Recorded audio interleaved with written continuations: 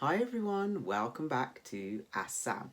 So today I wanted to speak to you all about how I get things done. So for a lot of people, they have a 9 to 5 job or you have a career, but there's something inside you that says, okay, maybe let's try something else. You don't want to give up your full-time career or job. Obviously you have bills to pay. You may enjoy it. It may be sort of something you've gone to university for, something you trained for, but then there's a little part of you that thinks, you know what, I don't know, maybe I'd like to try something else, start a little business, something that's not going to be full-time to start off with, just spend a couple of hours every day sort of working on that. um, it's very common to kind of feel overwhelmed. How are you going to get everything done? And I've always sort of struggled a little bit with this until sort of like the past couple of years. I was always amazed at sort of when I had lots to do, lots going on in my business, very busy socially. I used to just be like, bam, bam, bam, to-do list done, everything ticked. It's a bit like when you're traveling. I don't know if you guys experience this, but I always find that I get so much done sort of the week before I have to travel anywhere, because it's like, there's a time crunch, like you cannot put things off. You just want to make sure everything's sorted out. You want to go away, have a break, come back and start fresh. So you just get the things done. But I've never been able to quite translate that into my everyday life until a couple of years ago when I read The Miracle Morning. So that's this book here. As you can see, it's well loved. It's a bit folded and a bit rolled up. But this is called The Miracle Morning, The 6 Habits That Will Transform Your Life Before 8 a.m. And it's by Hal Elrod. So this book was recommended to me by a few people. And sort of a lot of the people around me, I kind of speak to them, what do you do? What's going on? How are you getting your things done? And we like to bounce ideas. So this book interested me because I'd never really appreciated before the significance of my mornings. I'd either just sort of like be jumping out of bed, having breakfast and running out the door, or I'm kind of like, oh, I'm going to have a lie-in. I'm super tired. Let me just chill out a bit and sort of get up when I feel like it. But it does make a humongous, tremendous difference to your day. What you do in the morning, and then I'd also say probably the evening before as well is equally as important. So Miracle Morning basically is about the principle of planning your day. So the thing is, it's, I suppose, kind of based on, everybody's heard the early bird catches the worm. So if you have a lot of things you want to do and a lot of things to achieve, you have to plan your morning particularly before all the distractions that you cannot control enter your day, i.e. children, phone calls, text messages, emails. So you try and get yourself up before all these things start to interrupt your day. So if you start work at 9 o'clock, I don't know, depending on how long it takes you to get to work, etc., this might mean waking up at 6, 5 o'clock. Some people even get up at 4 o'clock. And for me, it was a case of just sitting down and writing the 3 or 4 things that would be really important to me and I feel would really help me in my day-to-day jobs and things I have to deal with. So my first thing was gratitude.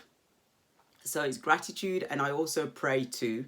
And it's just a feeling of just general well-being. So I get up most days 6 o'clock. And then it's a case of just sitting down and just saying, oh, God, I thank you. I'm grateful for, I don't know, A, B, C, D. So it can be whatever you want, whatever you're feeling grateful for.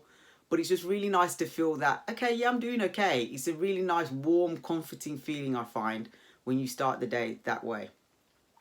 Also, there's meditation too. So you can also do that. That's sort of clearing your mind of all the baggage, things that might be worrying you, and just feeling, okay, this is a new day, focusing on your breaths, especially if you suffer from like anxiety, if you feel kind of like jumping out of bed stressed, that's not the best start to the day. So meditation's good as well. Also, form of exercise. So this can be from like just doing simple stretches, yoga poses. I don't know, you can put something on YouTube. You can do like sort of 10-minute workouts. You can go for a walk, go for a run around the block. You tailor these things to suit you. And then it's a case of being committed. Also, the other thing as well is food. What do you eat in the morning? I have a lot of people around me who don't like breakfast. but they say sort of you've got to, that's the way to sort of fuel yourself. So find something you like. That's coffee, a tea, even water, maybe a fresh juice, just something so you can just feel like, okay, I've got just the energy levels to just start the day. So you start with that as well.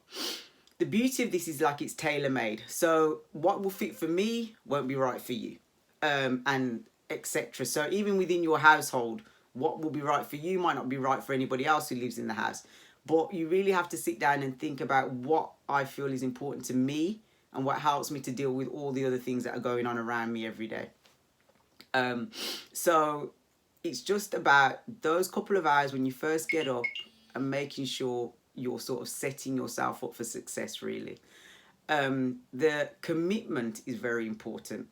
I look at it now like I would not leave my house without brushing my teeth.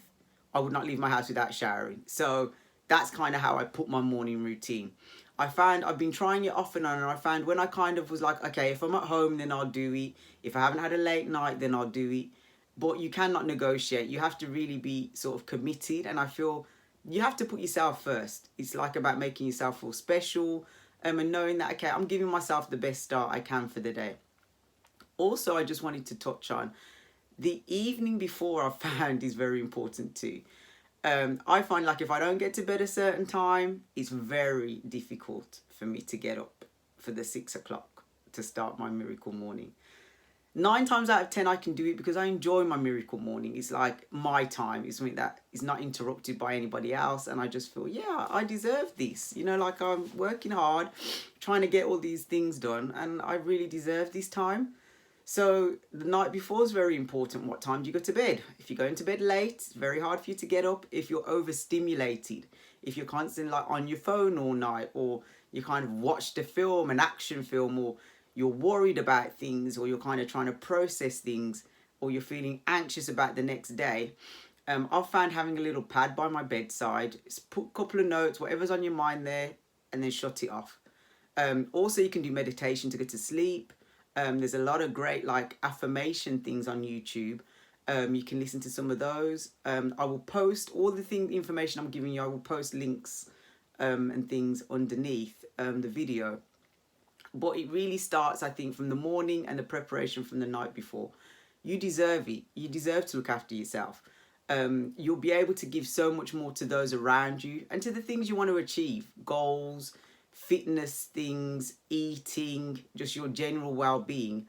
And it's so much nicer when you're looking after yourself and then you're able to look after others and you feel you're being the best that you can be. So I'm intending to do more videos about routines, but I think the morning, the 3-4 steps, I think it's achievable. It's not a big deal, and it just really helps you focus on and get completely committed to what's important to you. At the end of the day, these are very good, important things and tools to kind of embrace while you're on your entrepreneurial journey. Another resource I use is My Morning Routine, which is a website, and it features people from different industries, CEOs, some people are famous, some people are sort of run startup tech companies, all different walks of life, living in all different places. And they ask them, like, I think it's a set of 10 questions about, each person gets asked the same 10 questions, but the answers obviously are very different. And I enjoy reading. I think they come out every week, and I enjoy reading them because I take bits and I'm like, oh, that sounds like a good thing, I'll add that in, or oh, I never thought about trying that, oh, that sounds interesting. So it's always good to sort of change up your routine because you won't always need the same things, obviously depending on your work demands and your home life. So it's always good to sort of read more and be interested in I'm very interested in what other people are doing. So if you've got any suggestions, or you would like to share any further information or things that I need to check out, I would love to hear. If there's any questions you want to know, don't forget, just send comment below, ask Sam, or you can email me at officialsamanthascott@gmail.com. Also, don't forget to check out my page on Instagram. That's at officialsamanthascott. And I just thank you all for your support, and I'm just really looking forward to us growing this community together.